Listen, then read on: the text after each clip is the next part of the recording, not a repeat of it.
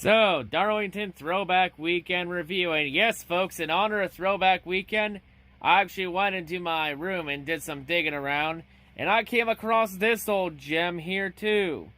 This was the coat for Jimmie Johnson's 2009 championship win. Cup championship, his fourth title, when Jimmy went 4 in a row. See, I came across this gem here, I decided, you know what? Let's wear this coat for Throwback Weekend. So, I will also throw it back this weekend too, folks. And fun fact, when Jimmy won that fourth title, I was 11 years old when that happened. Great part of my childhood. But anyway, let's focus on this weekend's racing that came at hand. So, Xfinity race at Darlington. It was actually a pretty solid race too. Great battle there at the end between Denny Hamlin, who was leeching in this race, and Ross Chastain. Race ending, Hamlin went for the slide job, ended up in the wall, and then Chastain couldn't get low enough to avoid Hamlin and ran right into his rear end. So Chastain and Hamlin both got damage. And then, while this is all happening, Brandon Jones would sneak on past the both of them, and Brandon Jones would come through and steal the win. So Brandon Jones gets his third win of the season. Holy shit, Brandon Jones is having a season, man. Another win for Jones. Holy fuck. So, Kamikaze. About Brandon Jones being the worst driver in NASCAR last year. What happened? But anyway, let us continue on. So, next race we're going to talk about is the F1 race in Italy at Monza. This was a really interesting race, a very chaotic race, a lot of shit happened in this race. Max Verstappen ends up retiring because of engine issues. Vettel had to retire because of brake issues. And Charles Leclerc had that scary crash there when he went head on the wall when he got loose in Parabolica. So yeah, it was a great sight to see him walk out of there on his own power. And then Lewis Hamilton being a fucking dumbass and pitting on the pit lane. Well, pit lane was closed, and as a result, F1 gave him a 10-second time penalty. Beep. Race even got red flagged and then restarted. But then after that, it ended up being an interesting battle there. Like, the end of the race, it was a battle for the win between Pierre Gasly of AlphaTauri and Carlos Sainz of McLaren, with Lance Stroll just playing in the background there with Racing Point. There was even Lando Norris up there too with McLaren. So yeah, one of the weirdest races of the fucking season. Pierre Gasly's able to hold off Carlos Sainz in the closing laps. And Pierre Gasly gets his first career win. Pierre Gasly is now officially a winner in Formula 1. And he wins it with AlphaTauri, Red Bull's sister team, aka Guinea Pig team. What? What? This is easily the biggest what the fuck moment this season. Holy shit. Easily the biggest what the fuck winner we've had. The biggest what the fuck winner we've had since Pastor Maldonado pulled that win at Spain out of his ass with Williams back in 2012. And also, this weekend also marked the end of an era, as this was the final weekend that Williams would be run by Claire Williams and the Williams family, as they're going to new ownership from here on out. Maybe this new ownership will make Williams less of a fucking shit show and they can actually do things in the field. Kinda want them to be sort of competitive again, especially with a team with a lot of history. And it was also the team that Juan Montoya also drove for, too. But yeah, Pierre Gasly gets a win for AlphaTauri.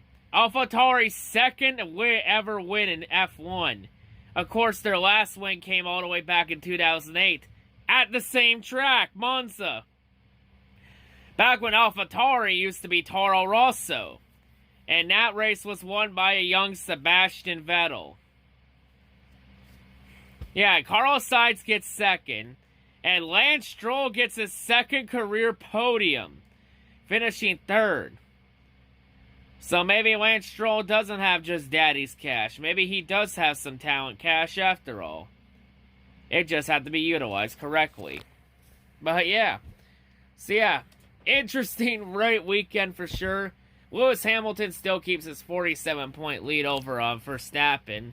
Plus, Lewis got the bonus point for fastest lap of the race. And also keeps that lead over Bottas. Like, hey, you can't blame Gasly. He capitalized on Ferrari, Red Bull, and Mercedes struggling this weekend. And of course, this is a weekend that Red Bull wants to fucking forget. Like, this was a fucking embarrassment, having both cars D and F in your home race. I'm with the Devosi on this one. I wouldn't be shocked if Matthias Binotto is fired at the end of the season, because he's a fucking joke of a team principal. I'll say here, he's a joke and needs to be fired. Like, if Ferrari is a real team, which they obviously aren't right now, because right now Ferrari looks like a fucking gong show. But if Ferrari wants to prove that they are a real team will fire Matthias Binotto at the end of the season. Binotto's a fucking joke. He's just a meme. Like, the only reason he ever gets any meme is any attention is because of the fucking Spinola meme and the Spinotto memes. Like, goddamn, Charles Leclerc deserves a better team principal than this shit. But yeah, also, going back on the Gasly's win, Pierre Gasly's win, all it does now is put 100% puts Alex Albon on the hot seat at Red Bull. Since Albon has continued to underachieve in that car. Like, Albon, for fuck's sakes, not only did Pierre Gasly get a podium finish before you, Pierre Gasly got a fucking win with AlphaTauri before you could even get a podium with Red Bull. You can blame Lewis Hamilton for dumping you all you want. You're still unable to get a podium while Max Verstappen's competing for a fucking championship. You can't even fucking get a podium finish. Like, I wouldn't be shocked if in a couple races if Albon is replaced by Gasly. Or if by next season Gasly's back at Red Bull. I would say Gasly should go back to Red Bull. Gasly has proven he deserves a second chance. I would definitely say put Gasly back into Red Bull, and I think he deserves a chance at it again. I think this time Gasly would be more ready for it than he was when he first came to Red Bull last year, and then was replaced by mid-season. Like, with the way things are going this year, I would rather take Pierre Gasly over Alex Albon's bitch ass. Because Albon has been fucking pathetic with Red Bull. No ifs, ands, or buts about it. But anyway, of course, F1 will be back next weekend with Mugello. Another home race for Ferrari. That's going to be an interesting race for sure. I wonder if we're going to have another shocking winner next week. Or is it going to go back to the Lewis Hamilton show? Tune in next week and we'll find out. I think we got IndyCar next week with Mid-Ohio. So yeah, we got that to look forward to also. But anyway, moving on, truck race at Darlington. It was a pretty interesting race. It looked like Sheldon and Creed had in the bag until a late caution came out. And then Creed and the majority of the leaders then made the interesting call to pit for tires instead of stay out for track position. So, while that all happens, Ben Rhodes takes a gamble and stays out for track position.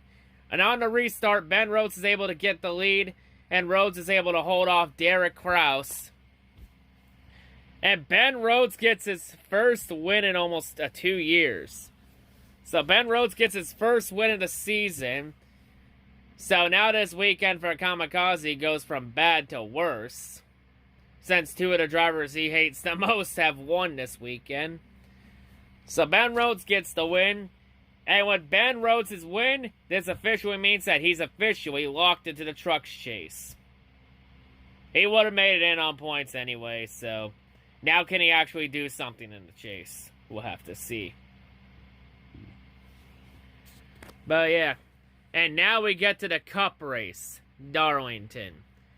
First stage was actually pretty interesting. Like, the first part of the race, it was Chase Elliott dominating in the Jimmy Johnson throwback. And then Truex turned the lead. And then once Truex turned the lead, it turned into the Martin Truex show. Like, Truex won the first 2 stages. Like, it was a pretty tame race. Not a whole lot of crashes or cautions. Like, we had a couple cautions for tire failures at a car spinning. And yeah, not a whole lot happened.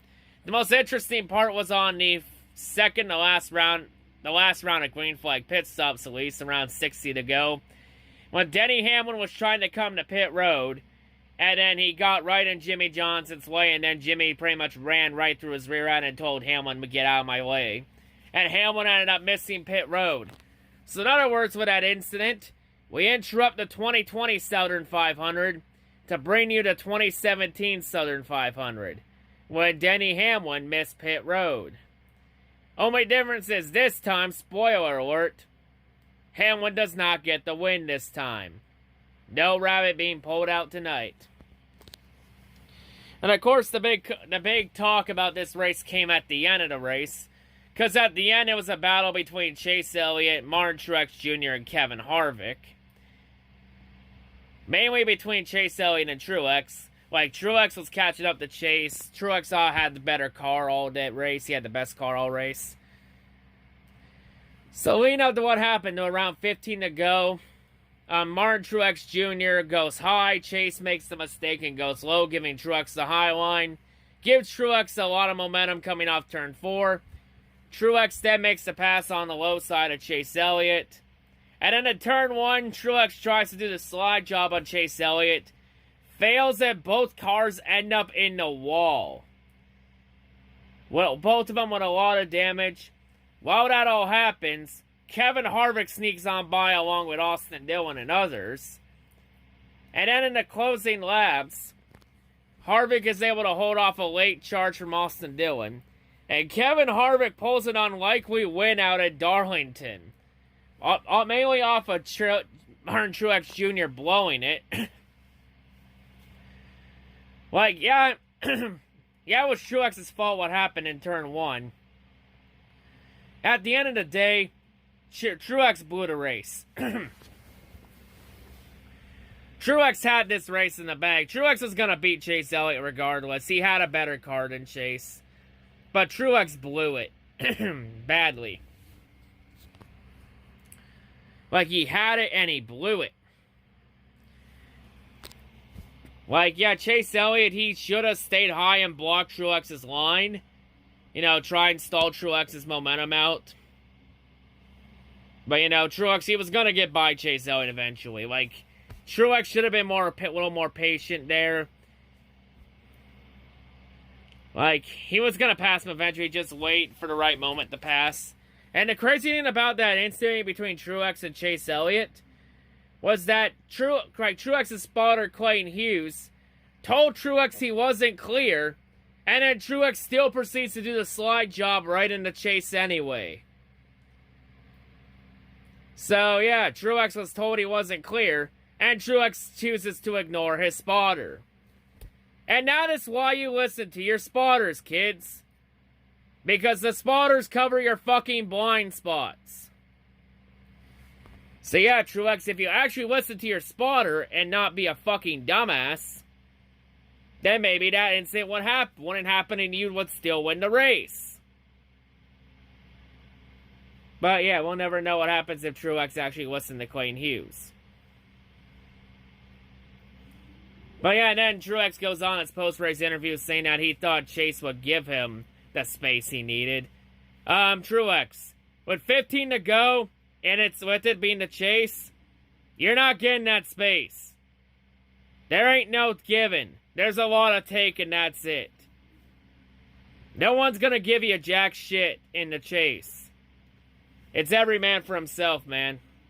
Maybe it was early in the race, then yeah, I would agree. But late in the race, when you're battling for the win, nuh-uh. So yeah, very interesting race. In terms of the chase picture, you know, like, Ryan Blaney had a really bad race, so Blaney's in a hole. DiBenedetto struggled all night. Of course, the Truex and Chase Elliott incident dropped them in the finishing order because of the damage. And yeah, really just very quiet. But yeah, Austin Dillon shockingly got second. I honestly thought Austin Dillon was going to get him there off turn 4. Because he had a lot of momentum, but Austin Dillon's full send just fell short. Damn. But yeah, overall, the Darlington Cup race, it wasn't really entertaining. It was pretty meh. But the last 20 laps were actually pretty interesting. With the battle between Chase Elliott and Truex. And then the battle between Harvick and Austin Dillon, a.k.a. Silver Spoon Boy. But anyway, with all that talk done, of course, next week we go to Richmond. So yeah, for the Truex fans that are complaining about this, don't worry. Truex is very good at short tracks. So yeah, knowing my luck, Truex is probably winning Richmond next week. So yeah, don't need to worry too hard. You'll have a win, and then you all can stop complaining. And we also got the Richmond Xfinity doubleheader. And oh yeah, Kyle Busch is going to be in the first Xfinity race. Wonderful. So Kyle can go out there and get another fucking meaningless win. At least we know the chase grid won't be affected by after the first race. Second race might have an impact. And of course, next week is for trucks is Richmond. And it's the last race before the Truck Series chase. So yeah, that's going to be interesting. But yeah, anyway, let's go ahead and let's just take a look at the truck points. And by the way, for trucks, Brent Moffitt also locks himself into the truck chase on points. So yeah. So Brent Moffitt's in, so that leaves 3 spots open in the Truck Series chase. And of course, Xfinity, there's still 3 races left, but it's pretty much almost all decided. So anyway, let's take a look at the points for trucks, Xfinity, and then we'll take a look at the chase grid to end it off. So here's a look at the Truck Series chase grid battle entering the regular season finale at Richmond. So, Christian Eckes, he's 72 points to the good. Max points again, the race is 60. So yeah, Eckes, he'll be officially locked in once we take the green flag. So it's realistically only 2 positions left. So we got Tyler Ankrum, he's 14 points to the good. Ankrum just needs a good run and stays out of trouble, and he's locked in. Todd Gilliland, he holds the 10th and final spot by 10 points. Todd Gilliland, he just needs to have a solid run, stay out of trouble, or hope that there's not a driver below the cutoff line doesn't win a race. So yeah, for Derek Krauss, but of course for Ankrum and Gilliland, if they win, they're automatically in anyway. But yeah, anyway, Derek Krauss, he's 10 points below the cutoff line. The only driver left in the Truck Series grid that has a realistic shot of making it in on points. So for Krauss, Krauss, he needs a good run, and he needs either Gilliland or Ankrum to struggle. But of course, if Krauss wins, then this makes the cutoff line interesting between Ankrum and Gilliland. Because if Krauss wins, he's automatically in. And then Rafael Lessard on down. It's very simple. Win, and you're in. Don't win? Thanks for playing. Try again next year. Because Lessard on down, they're mathematically out. The only way they make it in is with a win. So it's either win or head straight to elimination station. And out of all the drivers below the cutoff line that are in the win or go home scenario, I think the only one that has a realistic shot to win in is Johnny Sauter or Stuart Friesen. One of those two. I think those are the 2 best. Like, Stuart Friesen has been fucking garbage this year. And Johnny Sauter's fallen off a fucking cliff this year. Fuck. But yeah, gonna be interesting to see what happens here for the cutoff line. Gonna be an interesting bubble. So now to the Xfinity chase grid with 3 races to go. And of course the doubleheader happening next weekend. Here are the points here for the 12th and final spot. Because because 11 spots are pretty much locked up. Like, Riley Herbst is like, well over 120 points ahead. He's 2 races ahead on points. Like, no one's going to catch Herbst in that category. So it's realistically just down to the 12th, who gets the 12th and final spot. AKA who will be the easy round 1 elimination and get the participation trophy. So we have Brandon Brown, 45 points to the good. And then you got Jeremy Clements, who's 45 points out, and Myatt Sider is 51 points out. Realistically, those 2 are in must-win territory, or they need something to have to Brandon Brown, and then they can pull strong runs out of their asses. Everybody else is in a must-win scenario. They're pretty much too far back on points. And really, this is just some crapmobiles competing against crapmobiles. in the series. So it's really tough to make up that much ground in 3 races. But you know, maybe with Pierre Gasly winning the F1 race in Monza, maybe it could happen. I mean, 2020's been a fucked up year. Like, we've seen some crazy ass shit this year, so you never know what happens next. But yeah, who's gonna get that 12th and final spot? Gonna be an interesting 3 races in Xfinity to find out. So yeah, before I get into the Cup points real quick, I first want to give a shout out to Kevin Harvick, who officially with his win and locking himself into the round of 12, he also moves past Kyle Busch for 9th on the all-time wins chart. So yeah, Kevin Harvick is now past Kyle Busch. Now the Busch Extras are all of a sudden really quiet. So now the next driver ahead of Harvick on the wins chart is Dale Sr. at 76 wins. Gonna be an interesting mountain for Kevin Harvick to climb. Can Harvick get there? We'll have to see. But anyway, to the Cup points, so you have Denny Hamlin. Despite him missing pit road, he had a decent comeback. Is able to get 54 points above the cutoff line. Logano had a solid run. He's 27 above. Keselowski had a tire failure early in the race, but he came all the way back to battle to get a solid points run. He's 22 above the cutoff line. Alex Bowman stayed out of trouble all day. He ends up 19 above the cutoff line. Despite Truex and Chase Elliott's incident in the closing laps, Truex and Elliott still remain 16 and 12 points above the cutoff line, respectively. Austin Dillon had a really good run today at Darlington, so he's 10 points above the cutoff line. William Byron had another top 5 finish. That's now 3 top 5s in a row for Byron. Byron 9 points above the cutoff line. Kyle Busch, who's still winless on the season, he is now 7 points above the cutoff line with a solid run, too. Kurt Busch and Almirola were able to stay out of trouble. Kurt's only 4 points above the cutoff line. And Eric Almirola is in a tie with Clint Bowyer for the 12th and final spot for the round of 12. So, of course, Bowyer out of it right now at the moment. Cole Custer, he's 3 points below the cutoff line. And then you got Matt DiBenedetto and Ryan Blaney, who have dug themselves into 17-point holes. For Blaney, it would have been a 7-point hole for Blaney to try and crawl out of. But Blaney had the ballast installed on his car improperly. So Blaney got a 10-point penalty. He loses Todd Gordon for the race. And he had to start the rear of the field, and he could never recover from starting at the rear. So yeah, Blaney's in a hole along with DiBenedetto. But the next 2 races are on short tracks, so there's a good chance they can try and make most of those points back up.